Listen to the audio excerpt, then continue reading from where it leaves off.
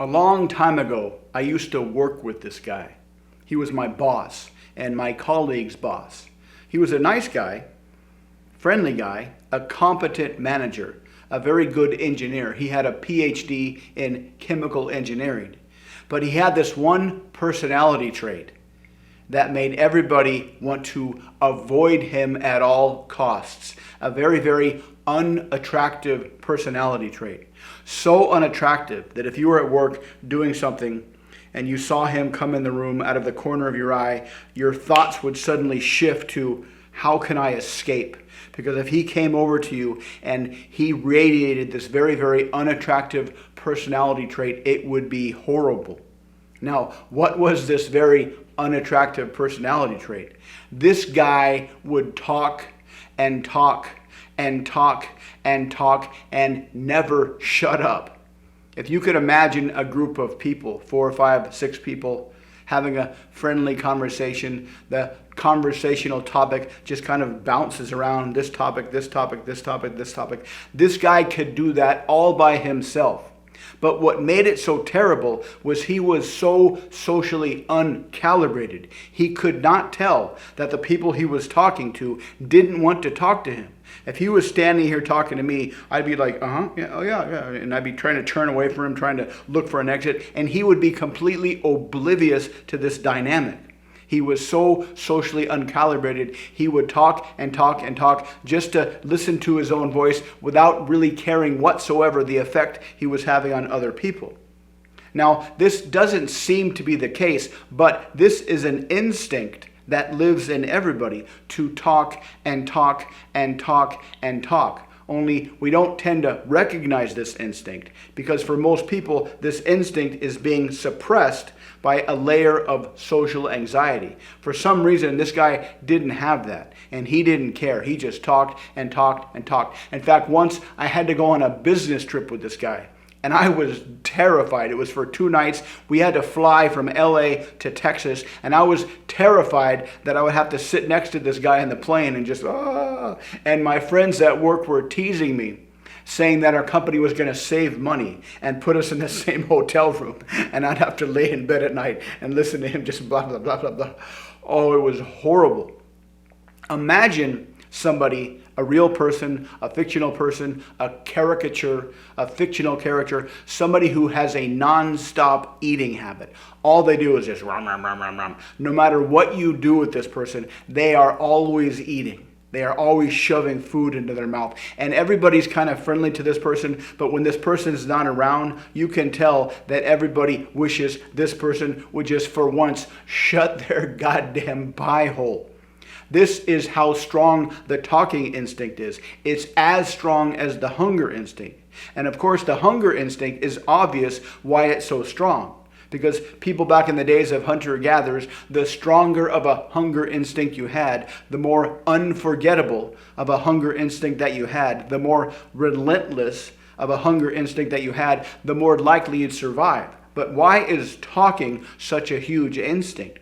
Well, back in the days of hunter-gatherers, everybody was always trying to solve common problems.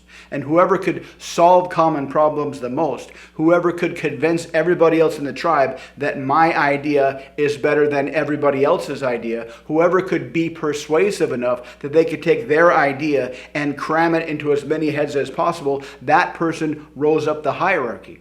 And because they rose up the hierarchy, they had more sexual opportunities. And because they had more sexual opportunities, they made the kids of the next generation. So the desire to talk, or rather the desire to get the ideas out of our heads and cram them into somebody else's head, is as strong as the hunger instinct. But most people don't think they have this instinct because, like I said, it's being suppressed by social anxiety, which makes it very, very dangerous. Because you can talk yourself out of a good situation if you're not careful.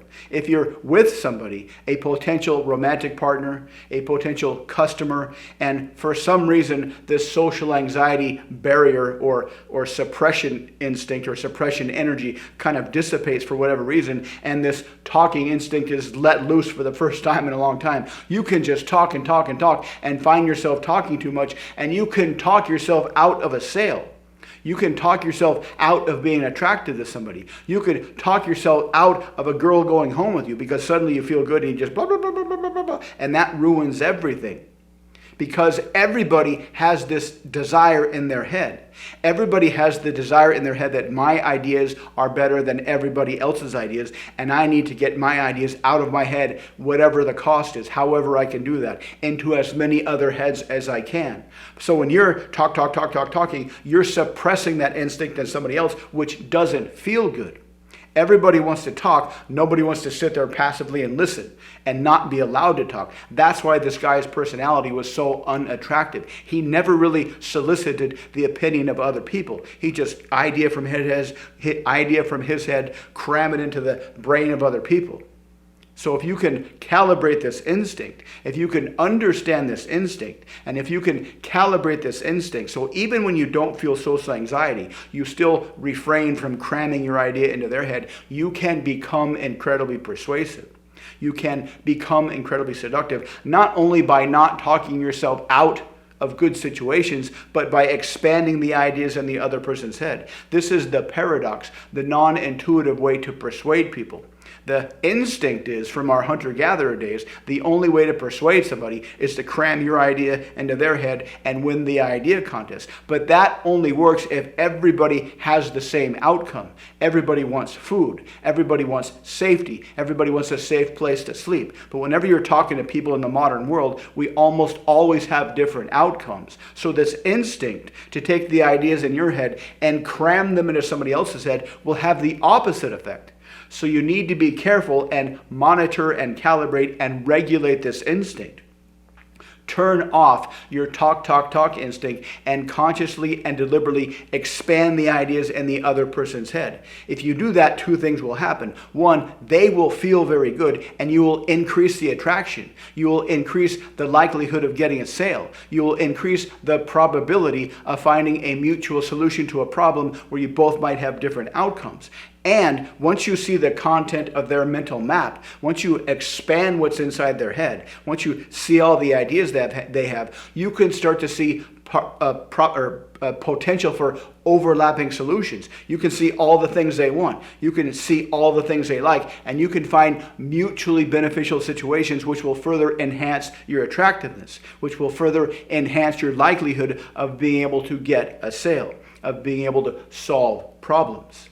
So this is a very, very strange instinct that a lot of people think they don't have, but if you think you don't have the talk instinct, it can come out when you least expect it and ruin everything you've built. So be careful. Don't be that guy. Don't be the guy that just shoves ideas into people's heads no matter what, because that will talk yourself out of good situations. Instead, consciously understand this instinct. Consciously and deliberately regulate this instinct. Make the conscious decision to take ideas out of other people's heads, look at the content inside their mind, look for mutual benefit, and then offer some solutions. And that will increase your persuasive power. That will increase your seductive power. That will increase your romantic, interpersonal, problem-solving power. If you'd like to learn how to do this specifically, check out the links below. Thanks for watching. Please like, subscribe, and comment, and I'll see you next time.